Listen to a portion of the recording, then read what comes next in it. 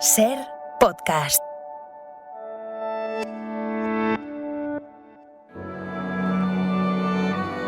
Bienvenidos a Sucedió una noche, un programa dedicado al mejor cine de todos los tiempos. I wanna hide from the sun, I wanna live in the dark, I wanna go to the movies. Nobody's waiting outside, but I feel alright, 'cause I'm here on my own. I can kiss Marion and Jane, I can sing in the rain, I can be Superman. I'll never come out again. Las estrellas míticas, los grandes directores, las películas inolvidables. Dirige y presenta Antonio Martínez. Saludos a todos y bienvenidos a Sucedió una noche, un breve repaso al sumario del programa y comenzamos enseguida. Por ejemplo, nuestra sección de aniversario se ocupa hoy de un maestro de la comedia americana. ¿Cómo se llamaba ese famoso director? Lubitsch. Os contaremos también cómo han retratado las películas a uno de los grandes genios de la humanidad. Me llamo Leonardo da Vinci. Soy artista y anatomista e ingeniero de cierta fama. Tendremos nuestro juego de las películas, charlaremos con la actriz Lola Marcelli y os contaremos la historia de una de las películas malditas por excelencia del cine americano.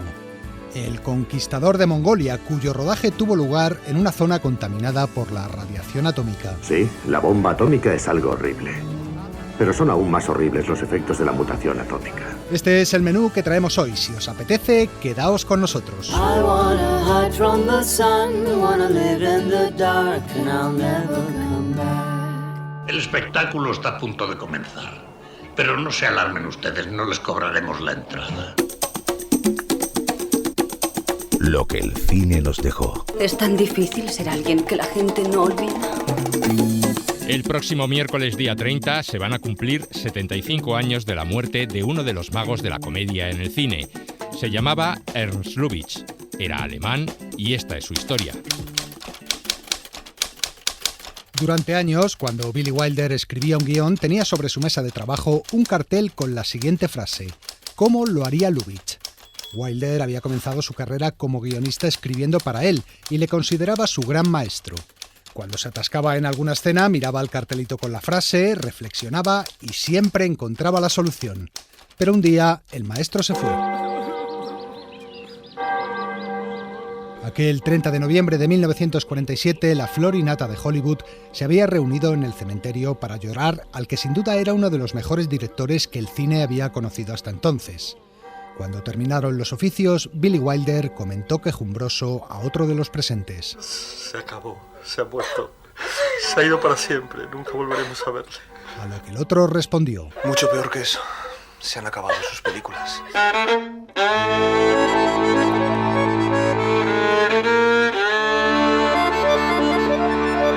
Ernst Lubitsch había nacido en Berlín, hijo de una rusa y un conocido sastre local. Yo también pertenecía a la pequeña burguesía. ¿De veras? Mis padres querían que trabajase en nuestra hacienda, pero yo preferí el SAT. El SAD. Lubitsch, en cambio, escogió el teatro.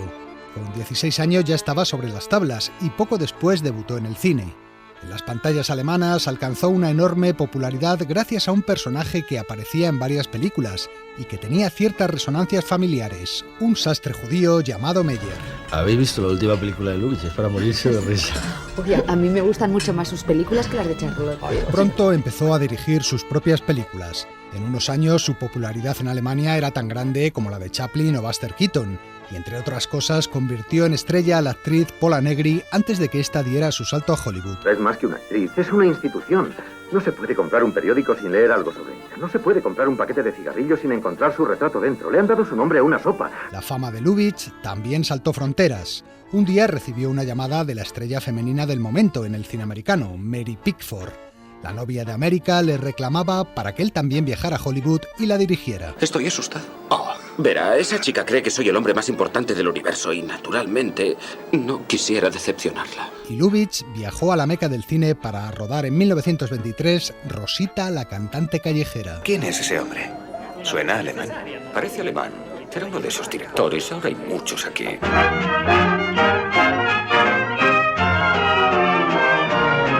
Pero su relación con la Pickford no resultó fácil. ¡Puertas, puertas! Es que es el director de las puertas. Lo único que le interesan son las puertas. Y es que en las comedias de Lubitsch, las puertas son a veces tan importantes como los propios actores. En muchas ocasiones, las escenas transcurren a gran velocidad entre dos espacios, dos habitaciones, lo público y lo privado, y la historia pasa indistintamente de un lugar a otro. Cosas de hoteles. En una habitación le roban a alguien y en otra un hombre pierde la cabeza. Otra característica de su cine es que muy pocas de sus películas están ambientadas en los Estados Unidos. La mayoría transcurren en Europa. ¿Conocen Rey Boris? No. ¿Y al Marqués de la Tour? Me encantaría. Es muy aburrido, pero cuando el rey le diga al marqués que me vio, él se lo contará a la marquesa. La marquesa, que es amiga de la duquesa de Cham, telefoneará a la princesa de Aosta. ¿Qué le preocupa? La princesa habla mucho, y antes de que amanezca, toda Venecia lo sabrá. Mañana será el tema de todo el gran canal. Los guiones perfectamente estructurados son también marca de la casa, así como los diálogos de influencia teatral. Sé que la comedia posee valor artístico. Posee mucho más que eso. Y por supuesto, también está el humor. Sus mejores películas buscaban siempre que el espectador se riera. ¿De qué? De cualquier cosa. Del ridículo espectáculo que es la vida, de que la gente sea tan seria, de que se porte con tanta afectación y exagere su propia importancia. Y si no sabe de qué reírse, ríase de usted y de mí. La mezcla de todo ello daba como resultado eso que se dio en llamar el toque Lubitsch, ese no sé qué que tenían todas sus películas. Todo parecía tan perfecto, tan sencillo. Durante años, cineastas y críticos han intentado descubrir en qué consistía el toque Lubitsch. Billy Wilder, su discípulo más aventajado, reconocía que no había manera de saberlo. No forma. Durante 20 años todos nosotros intentamos encontrar el secreto del toque Lubitsch. Sí, claro, de vez en cuando, con un poco de suerte, lográbamos algún que otro metro de película que brillaba momentáneamente como si fuera de Lubitsch. Pero no era realmente suyo.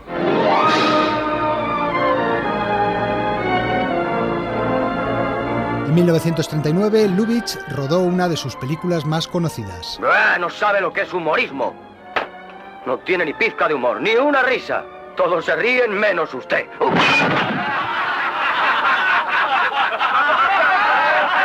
Los carteles que la anunciaban son históricos. Esa risa que oímos de fondo era la causa. Garbo ríe, anunciaba la publicidad de Ninoshka. Es la criatura más increíble que he visto. Ninoshka.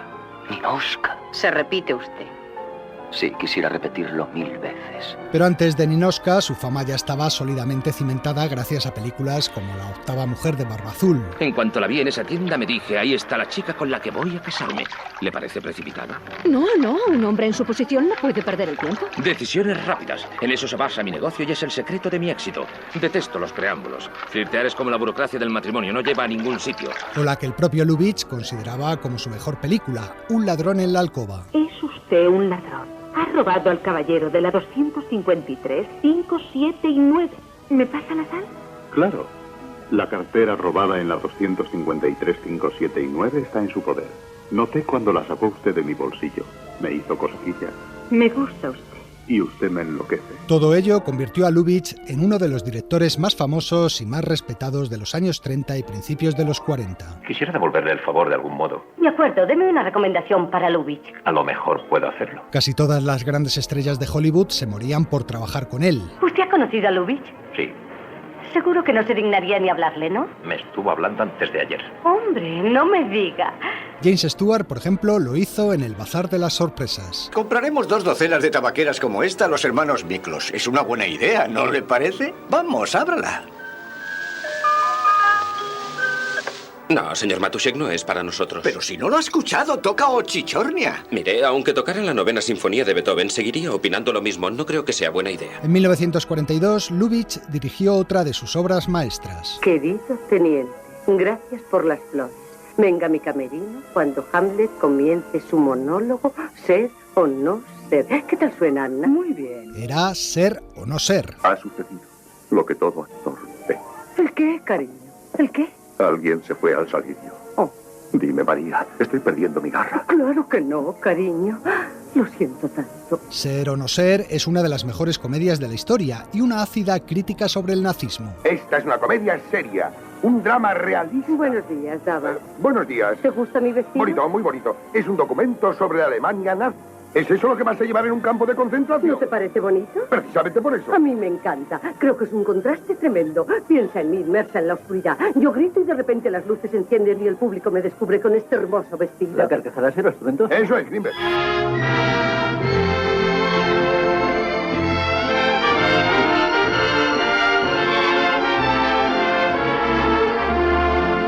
Todos los que conocieron al director decían que era alguien excepcional. Un personaje de otro mundo. Alguien que era diferente. Tenía un gran sentido del humor y un gran ingenio que le servía, entre otras cosas, para sortear las zancadillas de la comisión de censura. Poseía también una gran memoria. Era capaz de recordar el nombre de hasta el último de los técnicos que trabajaban con él y lo sabía todo de ellos. Es húngaro, así que vamos a darle a la cena un ligero toque húngaro, ¿eh? Vamos a buscar un cocinero húngaro que les prepare un maravilloso goulash. Eso sí, Lubitsch tenía un vicio. Creo que a las personas que fuman y quieren escuchar Ochichornia les encantará. Yo diría más, convertirá a los fumadores en amantes de la música y a los amantes de la música en fumadores. Creo que es sensacional. Fumaba puros sin cesar y quizá fuera esa la causa de los 6 infartos que sufrió a lo largo de su vida. En 1947, la Academia de Hollywood le concedió un Oscar por toda su carrera. Hace 25 años llegó a Hollywood un extranjero moreno, con un rostro más bien perverso, un gran puro en la boca y el par de ojos más alegre del mundo. Tenía una mentalidad de adulto y un alma de niño, y detestaba decir las cosas de la manera más obvia. Gracias a esas cualidades y a un talento que es un don de Dios, hizo avanzar la técnica de la comedia cinematográfica como nadie hasta entonces. Señoras y señores, les presento a Ernst Lubitsch. Lubitsch recogió la estatuilla y al hacerlo sintió una punzada en el pecho. Empezó a encontrarse mal, pero aún así atendió a los fotógrafos y periodistas. Después, sentado en la escalinata del Shrine Auditorium, esperó a que una ambulancia viniera a recogerle. A lo mejor no se encontraba bien. A lo mejor tenía que irse. A lo mejor le dio un ataque al corazón. Eso era exactamente lo que le había pasado. Lubitsch consiguió recuperarse, pero 8 meses después, un nuevo infarto acabó con su vida. Era el 30 de noviembre de 1947. Tenía 55 años. Su prematura muerte dejó un gran hueco en el mundo de Hollywood. Muchos se preguntan cuántas obras maestras se quedaron sin ser filmadas. Por eso, como decíamos al principio, no es extraño que Billy Wilder se lamentara. Se acabó, se ha muerto. Se ha ido para siempre, nunca volveremos a verle. Ni que su amigo le respondiera. Mucho peor que eso. Se han acabado sus películas.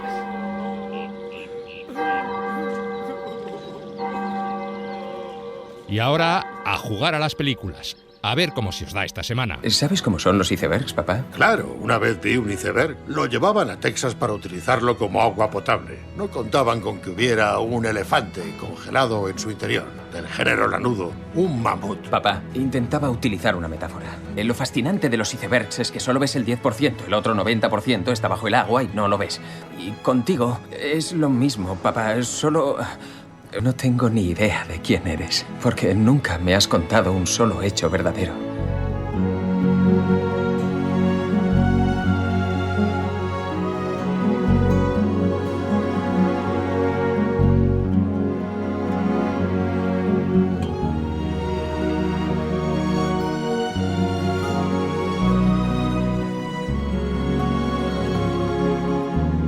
No puedes ir de rojo al baile del Olympus. ¿Por qué no? Las jóvenes solteras siempre han ido vestidas de blanco. Entonces yo seré la excepción. Julie, no estarás hablando en serio. No pretenderás escandalizar a toda la ciudad. Y eso sería perjudicial para el banco.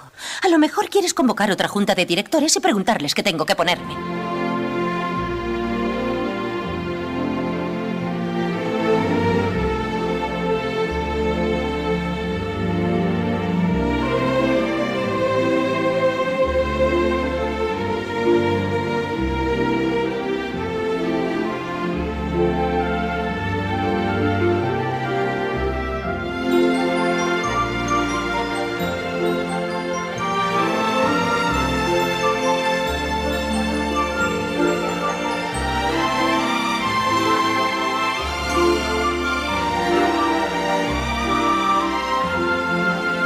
Tu nombre es James Watson. Eres del norte de Inglaterra. Tu padre es médico. Pasas buena parte del tiempo libre escribiendo. Y tienes una afición particular por las natillas. Mi nombre no es James, es John. ¿Cómo lo has hecho? ¿Es algún truco de magia o qué? En la etiqueta de tu cama se lee J. Watson. Elegí el más común de los nombres que empiezan por J. James o John, esa habría sido mi otra opción. Esa clase de zapatos no se hacen en la ciudad. Solo los había visto una vez durante una breve visita al norte de Inglaterra. El dedo medio de tu mano izquierda tiene un callo, típico de los escritores. Y 3, la enciclopedia Hunter de las enfermedades. Un manual no accesible al público en general. Solo a los que estudian medicina. Tu padre, el médico. ¿Y lo de las natillas? Sencillo. Hay una clara mancha amarilla en tu solapa.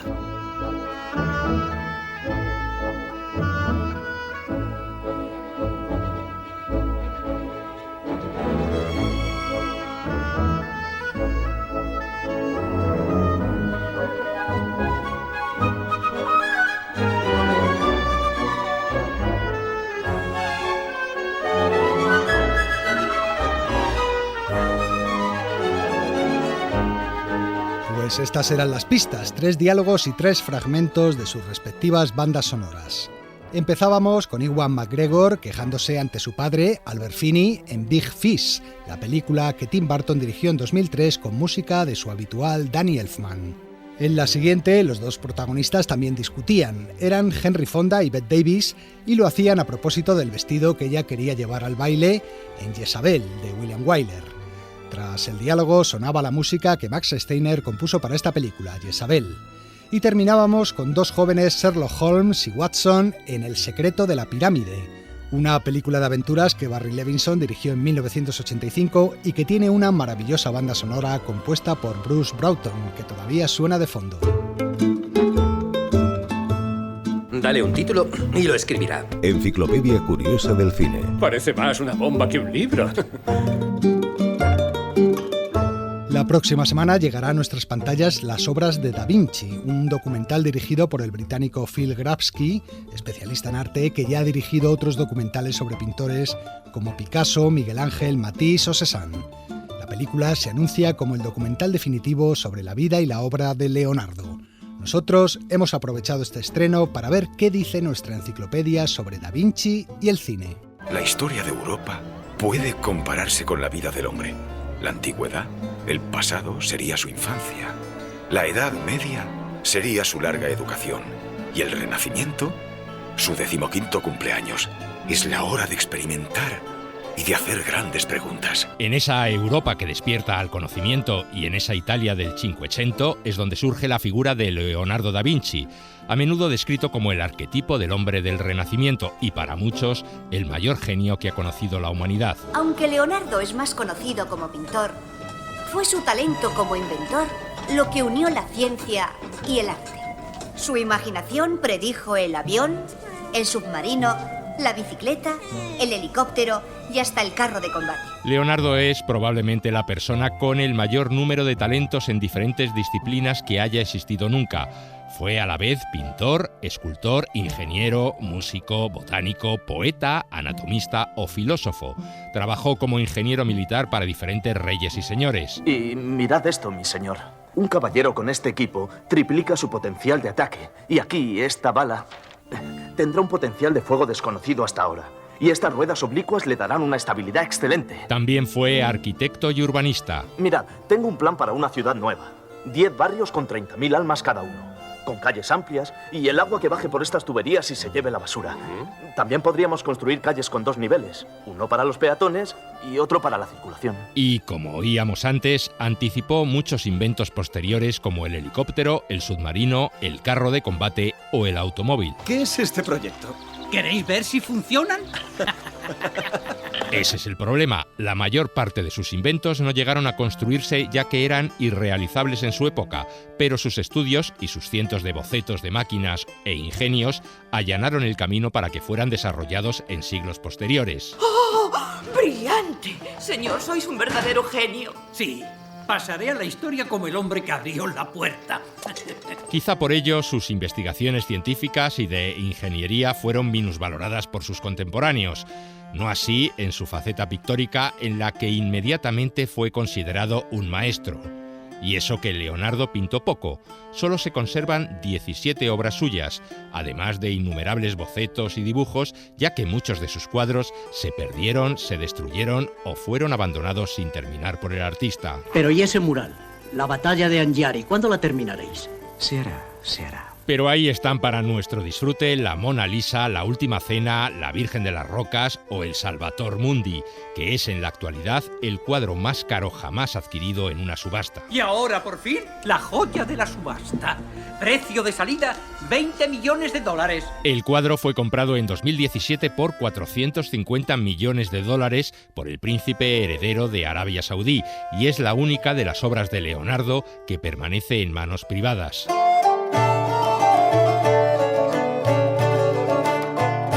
Desde hace años se lleva hablando de una película biográfica sobre el artista al que daría vida en la pantalla otro Leonardo, Leonardo DiCaprio, pero el proyecto se retrasa una y otra vez y el cine sigue sin contar con una gran película sobre Da Vinci. No así documentales, que hay muchos, o miniseries de televisión, que también hay unas cuantas, aunque algunas bastante poco ajustadas a la verdadera historia de Leonardo. Dicen que discutisteis, que ella quemó algunos de vuestros cuadros. Así que la envenenasteis. Si eso es lo que dicen, mienten. En la reciente serie Leonardo, emitida en la plataforma Amazon y posteriormente en Televisión Española, nos encontrábamos con el artista acusado de asesinar a una mujer, Caterina de Cremona, su modelo y amor platónico. A partir de ese hecho ficticio se contaba la vida de Da Vinci, con bastantes licencias argumentales. Otra serie poco veraz fue Los demonios de Da Vinci, en la que el genio italiano parecía más bien un héroe de acción. ¿Quién se disfraza ante Alfonso, guerrero por excelencia y heredero del reino de Nápoles? Leonardo da Vinci, pintor revolucionario, artista y visionario de la República de Florencia. No está mal. Eso iba a decir de vos. En esta serie le veíamos hacer cosas tan imposibles como viajar al Machu Picchu o luchar contra el conde Drácula. Tampoco en el cine las apariciones del personaje de Leonardo da Vinci son muy realistas que digamos. Estoy buscando al señor da Vinci. Tenemos que ir al monasterio juntos. ¿Le has visto por aquí? ¿Da Vinci? No, Alteza. No es ese su artilugio volador. En la película Por siempre jamás, en la que en teoría se contaba la verdadera historia de la Cenicienta, Da Vinci era consejero del príncipe y ejercía de hada madrina para que la joven, a la que daba vida a Drew Barrymore, pudiera convertirse en su princesa. Un pájaro puede amar a un pez, señore. Pero ¿dónde vivirían? Entonces tendré que construiros alas. En La loca historia del mundo de Mel Brooks le veíamos asistiendo a la última cena con el mismísimo Jesucristo y sus apóstoles, a los que colocaba adecuadamente para que salieran bien en el cuadro. Ah, Leonardo, hemos encargado un retrato del grupo. No, esto no está bien. Todo lo que veo son espaldas. ¡Ya está! ¿Queréis salir todos en el cuadro? Pues poneos al otro lado de la mesa. ¡Vamos! E incluso tenemos un Leonardo de dibujos animados. En Leo da Vinci, Misión Mona Lisa, le veíamos de niño, viviendo aventuras y enamorado de la joven Lisa, una chica muy mona. Leo, quizás seas un genio, pero en lo que se refiere al amor, todavía tienes mucho que aprender.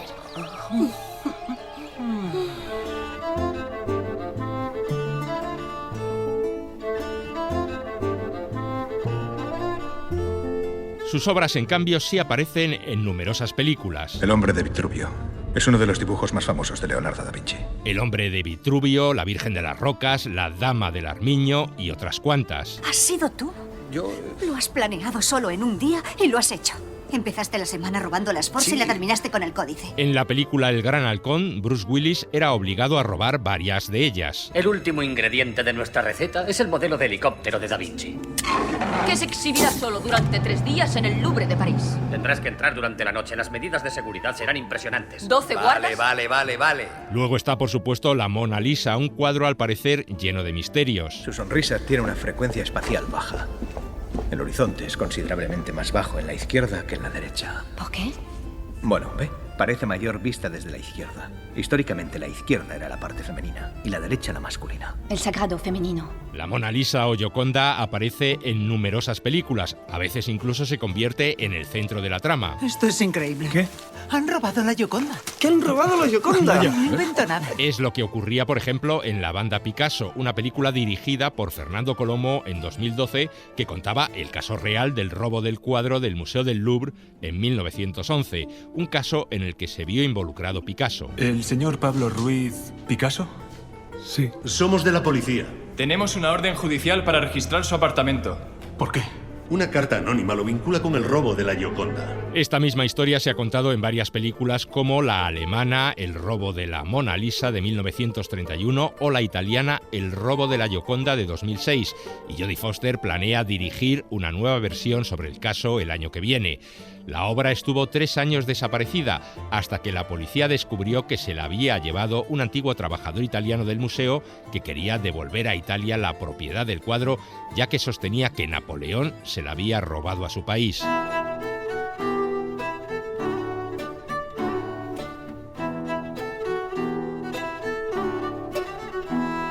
Pero hay otro cuadro de Leonardo que también ha dado bastante juego en el cine. Supongo que conoces La Última Cena, el gran cuadro de Leonardo da Vinci. En el Código da Vinci nos desvelaban algunos de sus secretos. Un momento.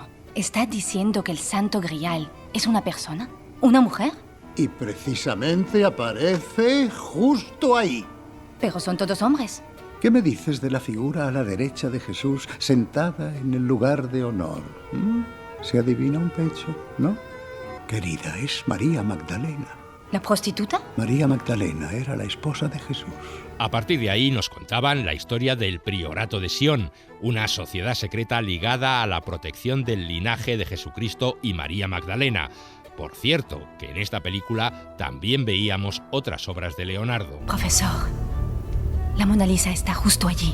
La Mona Lisa, sí. También la Virgen de las Rocas y un curioso artefacto inventado por Leonardo. Un cryptex. Se utilizan para guardar secretos.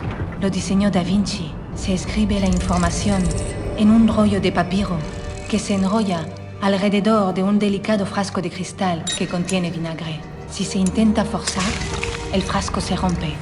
El vinagre deshace el papiro. Pero aparte de El Código da Vinci, La Última Cena de Leonardo ha sido homenajeada en diversas películas. El Melina nos va a sacar un retrato a todos como recuerdo. ¿Y con qué máquina? Con una que me regalaron mis papás. Con él se ha hecho la... Buñuel colocaba a sus mendigos de Viridiana en la misma posición que los personajes del cuadro. Paul Thomas Anderson lo hacía también en su película Puro Vicio, aunque los comensales en este caso eran unos hippies y no cenaban pan y vino, sino pizza. Y Robert Altman, en su película Más, también reprodujo el cuadro en la cena de despedida al médico de campaña que decidía suicidarse. Estimados amigos, nos hemos reunido aquí para dar nuestro último adiós a nuestro querido Walt. Adiós. Yo creo que Walt se va voluntariamente hacia lo desconocido con la sana intención de pedir por todos nosotros. Cuentan que en su último hálito de vida, Leonardo da Vinci se quejó de no haber podido hacer más cosas en su vida. Cuántas cosas no realizadas, estudiadas, la anatomía, peso y el movimiento, el tratado sobre la pintura. Y sin embargo, cuántas cosas habéis hecho. Así es, su obra artística, su pensamiento científico y su trabajo como ingeniero e inventor constituyen uno de los mayores legados dejados por un hombre a la historia de la humanidad. Y el cine, ya sea con fantasía o con veracidad, ha dado cuenta de ello.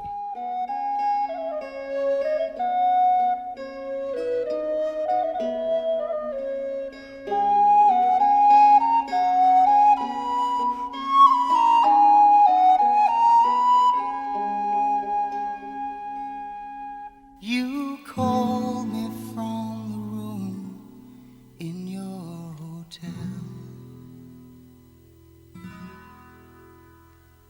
All full of romance for someone that you met,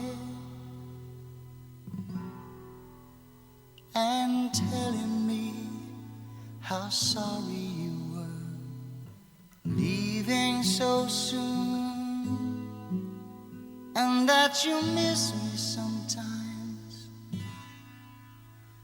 you're alone in your room, do I feel lonely too?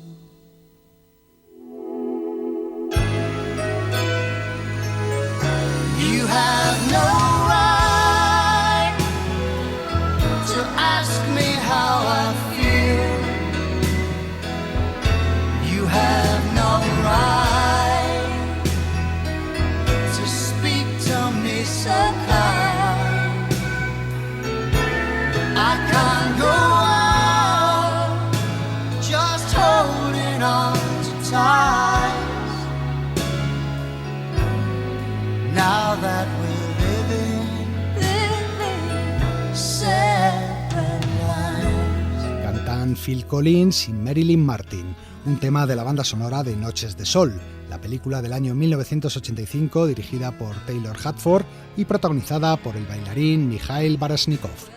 Esta canción fue candidata al Oscar en 1986, pero no lo ganó ella, sino otro tema de la misma película, Noches de Sol, el famoso Say You, Say Me de Lionel Richie.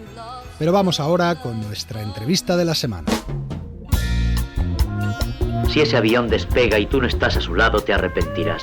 Tal vez no hoy ni mañana, pero sí muy pronto y para el resto de tu vida. El cine de su vida. Es de Casablanca. Toda mi vida he estado esperando decirlo. Esta semana hablamos con la actriz Lola Marcelli, protagonista de la película Qu'est-ce que si tout va? Hasta aquí todo bien, la ópera prima del actor y director Francesc Cuéllar, que ha ganado el premio Rizoma de Cine en el festival del mismo nombre que acaba de celebrarse en Madrid. En esta película Lola Marcelli se interpreta a sí misma, una actriz que está rodando una película y que se niega a hacer una escena de desnudo. Este será el inicio de una discusión con el director del film sobre el rodaje de este tipo de escenas. A Lola Marcelli la hemos visto en la película La Española y en series como Hospital Central, Élite, Víctor Ros, Bandolera y muchas otras más. Y con ella hemos hablado de cómo se ruedan este tipo de escenas, las escenas más íntimas, en los últimos años en el mundo del cine, con el auge del movimiento Me Too.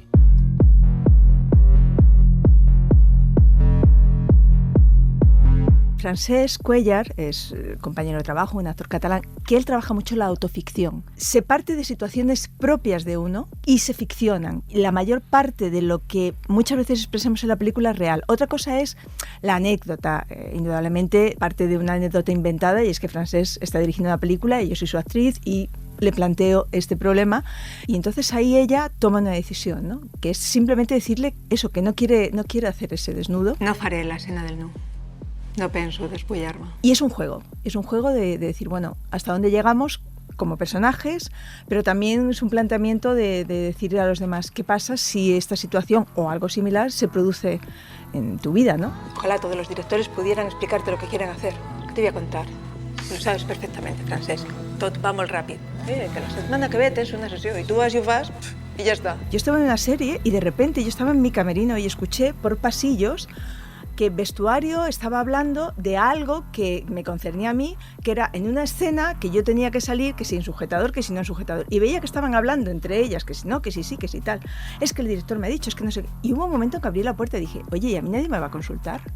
Porque yo soy la que tengo que estar ahí. No me había sentido tan humillada en toda mi vida. Vamos, corta el rollo, por favor. ¿Quieres ser actriz? ¿Quieres ser una estrella? ¿Les enseñas las tetas y qué? ¿Qué problema hay, joder? Y me llamó la atención aquello de que de repente todo el mundo sabía más de lo que iba a pasar que yo, que lo tenía que hacer, y que, por supuesto, en guión no estaba planteado así. Sharon Stone se abrió de piernas y mira lo que pasó. Cuando vi aquello, enseguida me dije, eso es una estrella. Y cuidado, esto no tiene nada que ver con el puritanismo, ¿eh? Quiero decir, hay películas, hay escenas, hay papeles, hay actrices que han hecho escenas maravillosas, pero tiene que ver con que tú estés cómoda, porque a todos nos ha pasado eso de estar en una escena y decir, oye, ¿te importa si bajo más el plano, abro más el plano y tal? Y dices, ya, es que al final lo que estamos vendiendo es otra cosa distinta. Y esto pasa, ha pasado y todos tenemos experiencias en eso.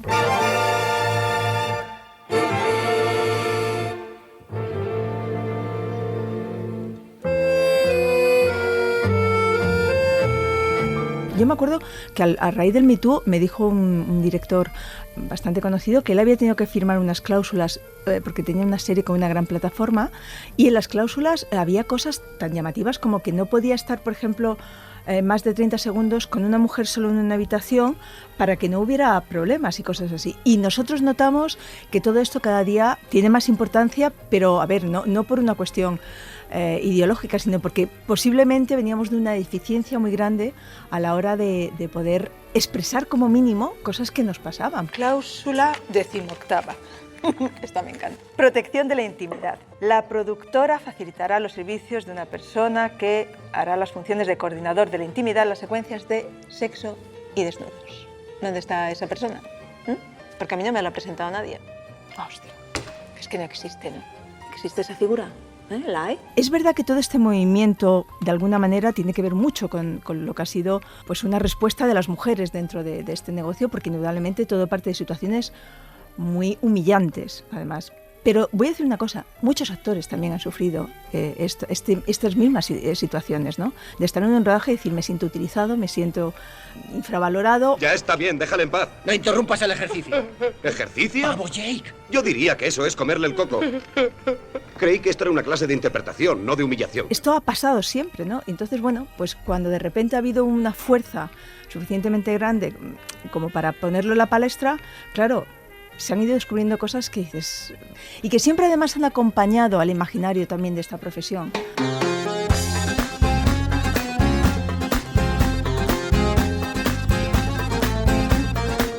Hay que decir de todas maneras que en general lo ideal es eso, que el actor y el director, los actores y el director hablen y coordinen cómo se hacen estas secuencias. Estás disfrutando cada minuto, nena. Ay, qué bueno, qué gusto. Y tú te estás preparando para echarle un buen bocado al cuello, ¿eh? Las manos abajo. ¡Corten, corten! Porque al fin y al cabo, la mayoría de las veces son secuencias muy coreografiadas y realmente muy desprovistas de ningún tipo de, pues eso, de excitación ni nada por el estilo, ¿no? Quiero decir, son escenas que se hacen y bueno, pues se cuida mucho y yo las veces que he tenido que hacer algo así, en general me he sentido arropada, ¿no? Venga, trae la doble de cuerpo. Bien, métete ya, preciosa. Muy bien. No muevas la barra, es muy importante. No, ya lo sé. Hola. Hola, Ahí. soy Mindy. Mucho gusto en conocerte. El gusto es mío. Pero además también hay que añadirle un morbo que viene por aparte, ¿no? Que se sobrepone a lo que es el propio rodaje, porque a lo mejor el rodaje de una escena de este tipo que tú ves y te impresiona mucho en la película, a lo mejor los actores tienen una complicidad estupenda, se lo han pasado bien, a lo mejor son amigos, yo qué sé, hay millones de circunstancias, ¿no? Pero indudablemente son momentos más vulnerables, ¿no? Porque bueno, pues hay una exposición física y una exposición de cosas que son muy privadas, muy íntimas y que depende de cómo se rueden, pues te sientes mejor o peor, ¿no? ¿Tú no entiendes que ahora ya es tarde para cambiar la luz? ¿Y que es tarde para cambiar el plano? ¿Es que no entiendes que no va de eso? ¿No entiendes que esto que acaba de pasar ha roto algo entre nosotros por el camino? ¿No lo entiendes de verdad? Porque si es así, yo no quiero participar de esto. No quiero saber cómo estás tratando mi cuerpo ni de cómo me tratas a mí. Cuando he tenido escenas de este tipo, una de las cosas fundamentales es que el equipo es reducido. Solo las personas que tienen que estar. Fundamentalmente, ya digo, para que tú no te sientas un poco como expuesta de una manera gratuita, ¿no? Entonces, pero me imagino que, ya digo, que a lo largo de toda la historia del cine habrá habido momentos muy delicados. Chicos, ¿todo va bien? De maravilla, pero tenemos que cambiar de ángulo. ¿Está quedando sexy? Por supuesto. Ya. Lo estás haciendo muy bien. ¿Te sientes a gusto? Sí. Cuando yo he tenido alguna cosa así, he dicho, oye, ¿esto cómo va? Y soy directa, no me escondo, ¿sabes? Entonces, pero si en un momento determinado a un director le tengo que decir, oye, me siento incómoda aquí o me pasa esto acá, pues lo tendré que decir, porque confío en que esto no salga del entorno en el que estamos hablando y todo esto, ¿no? Bueno, ¿estamos ya? ¿Su mano está en la posición exacta? Sí, perfectamente. Que esté completamente inmóvil. ¿Podemos rodar? Cuando quieras. Bueno, venga, quitar la barra. La cámara abajo. La cámara abajo. Espérate a que estemos en posición. Claro, una mujer con una mujer se siente más cómoda y me imagino que un hombre con un director hombre pues también se sentirá más cómodo. Pero cuidado, casos de gente que a lo mejor no tienes tanto feeling siendo de tu mismo sexo también los hay, ¿no? Y al final yo creo que las cosas son químicas personales y se reduce también a crear un buen ambiente. Hola, Cheyenne. Hola, Cheyenne. Hola, Cheyenne. Hola, Cheyenne. Hola, Cheyenne. Hola, Cheyenne. Hola, Cheyenne. Hola, Cheyenne. Hola, Cheyenne. Sucedió una noche. El cine clásico en la SER.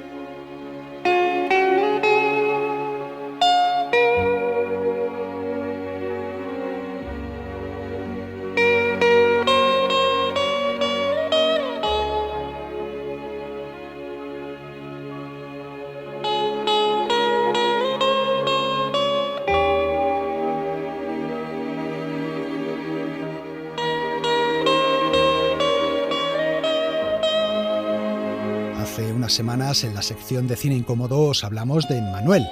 Pues bien, esta música pertenece a una de las películas que surgieron al rebufo del éxito de esa película y de la moda del cine erótico que se impuso en los años 70. Se trata de Abilities, una película dirigida en 1977 por el fotógrafo David Hamilton, que contaba con una banda sonora creada por Francis Lai, el autor de bandas sonoras como Un hombre y una mujer o Love Story. Y tras este pequeño paréntesis musical, vamos a ver qué película nos trae esta semana Jack Bourbon. Jack Bourbon presenta Cine Incómodo. ¡Basta! No estoy dispuesta a consentir inmoralidades en nuestras pantallas. Este espectáculo degradante y depravado ha de terminar ahora mismo. Sexo, violencia, religión, política. ¿Oyes ese silbido? Es una bomba que cae del cielo y va a impactar en 400 cines a la vez. Las películas más polémicas de la historia del cine. ¿Qué tal, amigos? La película que os traigo hoy no es precisamente una obra maestra. De hecho, fue votada por los críticos americanos como la peor película de la década de los 50 del siglo XX y está considerada una de las peores de la historia. Y lo fue en buena parte por contar con una de las peores decisiones de casting de todos los tiempos, como fue convertir al vaquero John Wayne en un guerrero mongol de ojos rasgados. El papel estaba pensado en origen para Marlon Brando, que lo rechazó con buen criterio, y fue el propio Wayne quien se postuló para hacer el personaje, ya que le debía una película por contrato a la RKO y se le había antojado ese guión. Decisión equivocada a más no poder, ya que el actor estaba sencillamente ridículo. Desentonaba más que Pajares y Esteso en una película de Berman. Que todavía no os he dicho de qué película se trata, pues El conquistador de Mongolia, dirigida en 1956 por el actor Dick Powell. Y en este caso no resultó incómoda para ciertos sectores conservadores o religiosos, como suele ser habitual en esta sección, sino para el productor y los actores y técnicos que participaron en su rodaje. Más que incómoda, podemos decir que resultó mortal. En 1945, una bomba atómica había aniquilado en Hiroshima a más de 80.000 personas. Las experiencias nucleares continuaron en el atolón de Bikini. ¿Por qué es tan terrible probar el invento? Volar un atolón deshabitado, sin heridos. El presidente Eisenhower afirmaba en las Naciones Unidas que el poder atómico podía reconvertirse en un bien para la humanidad. Las armas atómicas deben estar en manos de quien sepa quitarle su aspecto militar y adaptarlas para el arte de la paz. Pero el gobierno norteamericano seguía fabricando y experimentando con bombas nucleares con fines militares. El arma que usaremos ha superado todas las pruebas en Estados Unidos. Solo entre 1951 y 1954 se efectuaron más de 40 explosiones nucleares en las llanuras de Nevada. Los 100.000 habitantes que poblaban esa zona recibieron dosis de radiación muy superiores a las sufridas en Kiev a consecuencia del accidente de Chernobyl. Las mujeres pueden dar a luz a hijos deformes, monstruos. Los hombres pueden quedarse estériles.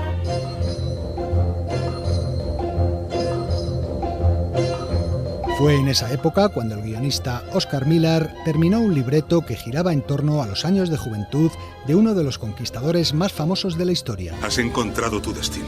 Conseguirás más conquistas, Temujin. Y los hombres te llamarán Genghis Khan, el guerrero perfecto. El guión contaba las luchas entre clanes rivales que dieron lugar al poderoso imperio mongol, dirigido por Genghis Khan. Yo, Temujin, jefe de todos los mongoles, comunico a todos los presentes y ausentes que quien se oponga a mí será destruido, y quien se someta a mí vivirá. Quien se una a mí voluntariamente en mi lucha contra los tártaros será recompensado. ¡Por el Khan! Se trataba de una superproducción épica en la línea de aquellas que por entonces empezaban a causar furor en el cine americano. El guión fue comprado por el excéntrico millonario Howard Hughes, que hasta entonces había dirigido un par de películas y producido una veintena más. Hughes creyó ver en aquel proyecto la oportunidad de lograr al fin ese gran éxito comercial que se le venía resistiendo desde hacía años. Hace mucho que espero este día. Sé que estoy rodeado de débiles y traidores. La victoria se me está escapando de las manos. Howard Hughes eligió como realizador a su amigo el actor Dick Powell, que el año anterior había dirigido su primera película. Y como protagonista, como ya ha avanzado Bourbon, contaba con un peso pesado de Hollywood, como era John Wayne, que se había empeñado en interpretar al Khan. Pero sería poco inteligente. Hazme caso. Cuando sea el momento de la inteligencia te escucharé. Pero en momentos de actuar escucho a mi sangre. Wayne estaría además secundado por un eficaz reparto de actores, entre los que estaban Lee Van Cleef, Agnes Moorehead o el mexicano Pedro Armendáriz. La chica de la película sería Susan Hayward, que acababa de ser nominada al Oscar por su papel en Mañana lloraré. Susan interpretaba a una princesa tártara de la que se acababa enamorando Gengis Khan. Soy Bortai, hija de Kumlek, jefe de todos los tártaros. Asesino de mi padre. Y de toda tu sarnosa tribu antes de que desaparezca esta luna.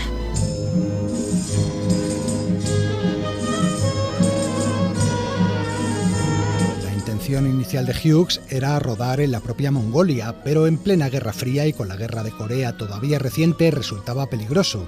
Así que decidió filmar la película en el desierto de Escalante, en el estado de Utah. Sí, me gusta el desierto. Allí hace calor, pero está limpio. El desierto de Escalante se encontraba a unos 200 kilómetros de la zona de Nevada, en la que se seguían realizando explosiones nucleares controladas. ¿Qué ocurre? Eche un vistazo a este Geiger. En teoría era suficiente distancia para no tener problemas. Sin embargo, no contaban con una cosa, como recordaba la escritora e historiadora cinematográfica Beverly Lynette. Bastante a menudo sufrían tormentas de arena, lo que la gente de allí llamaba Dirty Harry. Los vientos en esa zona son fuertes y predominantemente en dirección este, es decir, directos hacia el desierto de Escalante. Nadie podía sospechar que aquel viento transportara radiación a la zona. En cualquier caso, terminó por ser la gran tragedia de la década. En realidad, el equipo de rodaje era consciente de los altos niveles de radioactividad que había en la zona. A ver qué da el contador. Marca 95, jefe. Howard Hughes consultó a la Comisión de Energía Atómica del gobierno norteamericano y le dijeron que el área era completamente segura. Incluso hay una fotografía en la que se ve a John Wayne sonriendo con un contador Geiger en las manos. Ten mucho cuidado, hermano.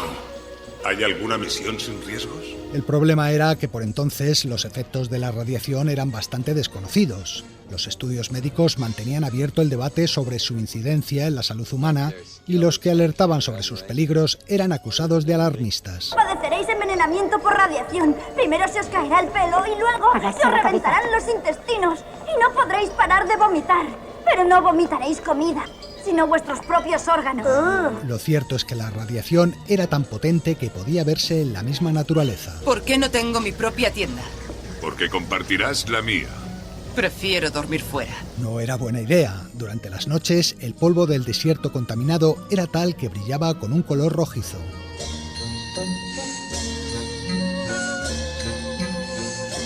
Por si fuera poco, el rodaje sufrió algunos problemas, como el desbordamiento de un río que estuvo a punto de arruinar los decorados, o el día en que la pantera que se suponía era la mascota de Temujin se soltó de sus cadenas y a punto estuvo de atacar a Susan Hayward. Menos mal que un miembro del equipo pudo abatirla a tiempo. ¿Por qué está aquí este animal muerto?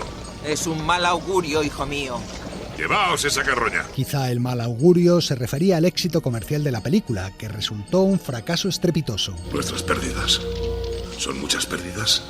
Algunas. La crítica la atacó con saña y la recaudación ni siquiera llegó a cubrir 2/3 del presupuesto invertido.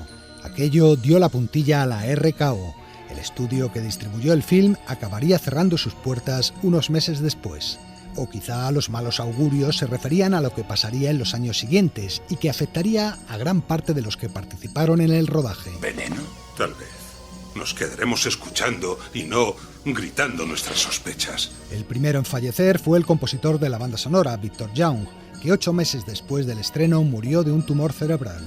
El director Dick Powell le seguiría en 1963, falleciendo a causa de un linfoma.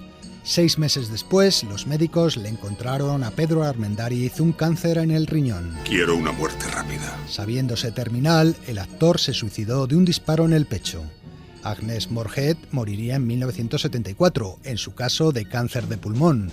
Para entonces, los médicos habían diagnosticado también a Susan Hayward un tumor cerebral. Hay una terrible hinchazón del cerebro por la radiación. La actriz luchó con uñas y dientes contra la enfermedad. Las sesiones de quimioterapia le hicieron perder su famosa melena pelirroja. Aún así, hizo todo lo que pudo para evitar que el público sintiera pena por ella. La propia Susan insistió en presentar un premio en la ceremonia de los Oscar de 1974, en la que a la postre sería su última aparición pública. Jean Arceri, biógrafo de la actriz. Se había quedado prácticamente calva y no pesaba más de 35 o 36 kilos. Nolan Miller diseñó el vestido que llevaba y consiguieron aquella magnífica peluca. La maquillaron y le pusieron un montón de inyecciones que le dieron la fuerza suficiente para poder llegar hasta el escenario y el micrófono. Susan Hayward murió en marzo de 1975. 4 años después le seguiría el protagonista del Conquistador de Mongolia. John Wayne ha muerto. La nación está de luto. El actor falleció de un cáncer de estómago. Unos años después le seguiría John Hoyt, víctima también de la terrible enfermedad. Y esos son solo los casos más sonados, porque hubo muchos más. ¿Qué sucederá después? No lo sé. La verdad, no tengo ni idea. Nadie había recibido esta dosis de radiación jamás. Según los que han estudiado el asunto, de las 220 personas, entre actores y técnicos, que rodaron en el desierto, 91 contrajeron cáncer y murieron en las 3 décadas siguientes. Y esa estadística no tiene en cuenta a los extras de la película, que sufrieron el mismo destino. ¿Qué otro, esposa mía, sino una muerte lenta? Esos extras eran en su mayoría indios navajos de la zona, y parece ser que entre ellos las muertes fueron también numerosas, aunque no hay cifras concretas. A principios de los años 80, 2 congresistas de Utah consiguieron que fuera aprobada una ley para indemnizar a más de 1 millar de víctimas del cáncer que habitaban en aquella zona. El gobierno de los Estados Unidos nunca ha admitido ninguna responsabilidad en todo aquello, y el caso es todavía materia de debate. No es una tierra para ser habitada por seres humanos. Ni tampoco para rodar películas. El reguero de muertes que hay en torno al rodaje del Conquistador de Mongolia la sitúa a la cabeza de la lista de películas malditas de Hollywood.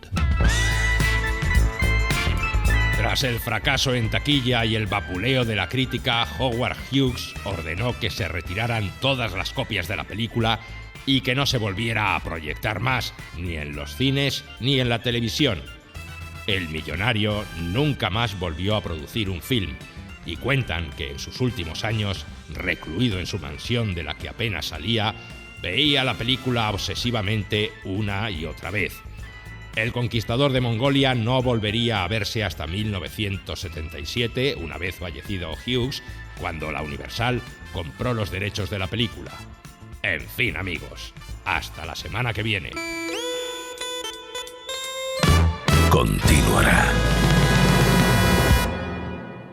Pues esto ha sido todo por esta semana. Elio Castro y Antonio Martínez hacemos Sucedió una noche y Laura Martínez se encarga de las redes sociales, Facebook, Twitter e Instagram, donde podéis encontrarnos todos los días. Hoy despide el programa el señor Brian Wilson, el genio de los Beach Boys, haciendo suya una canción de la película La Sirenita de Disney, Kiss the Girl. Un saludo afectuoso para todos y hasta la próxima. There you see her, sitting there across the way. She don't have a lot to say, but there's something about her. And you don't know why, but you're dying to try. You wanna kiss the girl. Yes, yes, you want her. Look at her, you know you do. It's possible she wants you to. There's one way to ask her. It don't take a word, not a single word. Go on and kiss the girl. Kiss the girl. Sha-la-la-la-la-la, my oh my. Looks like the boy's too shy. Ain't gonna kiss the girl. Sha-la-la-la-la-la, ain't that sad? It's such a shame to bet. You're gonna miss the girl. Go on and kiss the girl. Now's your moment, floating in a blue lagoon. Boy, you better do it soon. No time will be better. She don't say a word, and she won't say a word until you kiss the girl. Sha-la-la-la-la-la, my oh my. Looks like the boy's too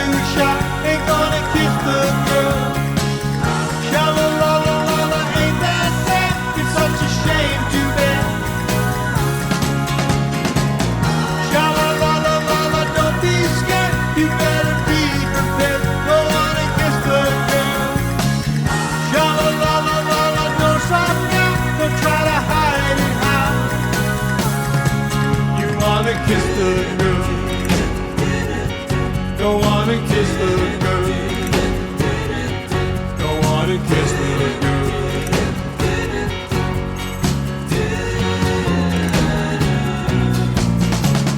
Sha-la-la-la-la-la, my oh my, looks like the boy's too shy, ain't gonna kiss the girl. Sha-la-la-la-la-la, ain't that sad? It's such a shame to bear. Sha-la-la-la-la-la, don't be scared, you better be prepared. Go on and kiss the girl. Sha-la-la-la-la-la, don't stop now, don't try to hide it now. You wanna kiss the girl. Go on and kiss the girl. Go on and kiss the girl.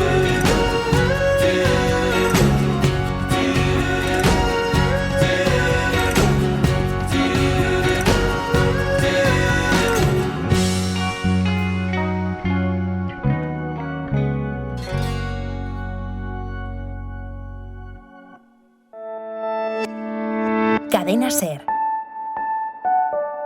La radio.